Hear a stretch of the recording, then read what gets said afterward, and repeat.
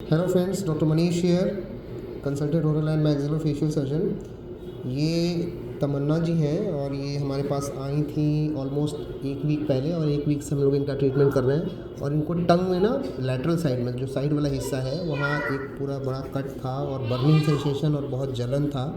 और ये I think past 14-15 years है ना, 14-15 ईयर्स से इससे सफ़र कर रही थी। और एक यहाँ पे दांत भी था जो कि थोड़ा रैग्ड था, फ्रैक्चर्ड था, इसकी वजह से भी था। इनका हिस्टोपैथ भी हुआ था, मतलब मांस काट के हम दूसरे डॉक्टर साहब लोगों ने जांच के लिए भेजा था, जिसमें कैंसर का उन लोगों को शायद शक लग रहा होगा, बट कैंसर नहीं था। तो बहुत अच्छा, एक वीक में अब इनका काफ़ी ठीक हो गया है। मैं उनका हस्बैंड बोल रहा हूँ। ये इनके हस्बैंड है। कितनी परेशानी होती है महाराष्ट्र से लेकर के पारस हॉस्पिटल, इतने महंगे महंगे। हाँ, महाराष्ट्र में पहले महाराष्ट्र में भी देखा है, पारस हॉस्पिटल पटना भी दिखलाया, फिर क्यों नहीं हो पाया। आज यहाँ सहारा लिया और इसमें माशाअल्लाह बहुत अच्छा काम किया। 4 दिनों में इतनी बड़ी जलन भी खत्म। ये इनको बर्निंग का भी प्रॉब्लम था। So the most important thing is ऐसा होना चाहिए कि डायग्नोसिस इज मोस्ट इम्पॉर्टेंट। अगर आपका डायग्नोसिस प्रॉपर है तो it will not a big problem to treat a patient. सबसे इम्पॉर्टेंट चीज़ है डायग्नोसिस। और अक्सर पेशेंट को लगता है कि डॉक्टर्स का कई बार फ़ीस ज़्यादा है या कुछ भी ज़्यादा है। इसका मेन कारण क्या है कि जो डॉक्टर्स इन्वेस्ट करते हैं टाइम और जो लर्न करते हैं चीज़ें, उनमें बहुत टाइम जाता है। यहाँ तक कि उनकी प्रैक्टिस भी चली जाती है, बहुत दिन बाहर रहना पड़ता है चीज़ों को सीखने के लिए।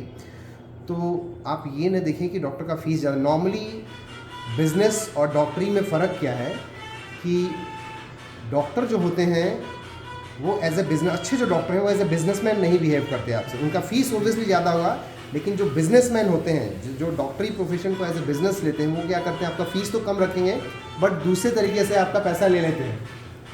इम्पॉर्टेंट चीज़ ये है।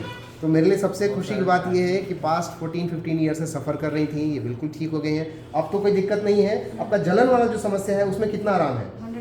100%। ऑनेस्टली स्पीकिंग मुझे उम्मीद नहीं थी कि 100% होगा। ऑब्वियसली हम लोग ये एक्सपेक्ट करते हैं कि शुरू के वीक में 40-50% पर भी अगर रिलीफ है एक वीक में, तो आप समझिए कि पेशेंट जो ट्रीटमेंट वो बिल्कुल राइट डायरेक्शन में चल रहा है। तो मुझे उम्मीद नहीं थी ऑनेस्टली, बट शायद चूँकि इनका जो मेन प्रॉब्लम था वो कंसर्न दांत से था, इस वजह से आई थिंक बहुत जल्दी रिलीफ हुआ। और जो भी ट्रीटमेंट आपको ये जो क्रीम लिखे हैं वो सभी स्टार्ट 1 मंथ तक करना है, ठीक है। और बीच में 15 डेज़ के बाद मेरे को दोबारा विजिट करना है एक बार, फिर हम लोग डिसाइड करेंगे लेटर ऑन कि उसको कैसे डोज को एडजस्ट करना है, ठीक है। तो थैंक यू गाइस। ये इनकी पहली वीडियो मैंने डाली भी थी, आई थिंक आप यूट्यूब पे देखिएगा। आप लोग 3-4-5 दिन पहले या एक वीक पहले डाला होगा आई थिंक, तो आप लोग उस वीडियो को भी देख सकते हैं। So thank you very much. अगर कोई भी प्रॉब्लम आपको फेस से रिलेटेड, हेयर से रिलेटेड या ओरल कैविटी से रिलेटेड, मुंह से रिलेटेड या दांत से रिलेटेड हो, you can meet me any time. गले के ऊपर कोई भी प्रॉब्लम हो एक्सेप्ट न्यूरोलॉजी का जो ब्रेन वाला पार्ट है उसको छोड़ के, you can meet me any time. Okay, thank you.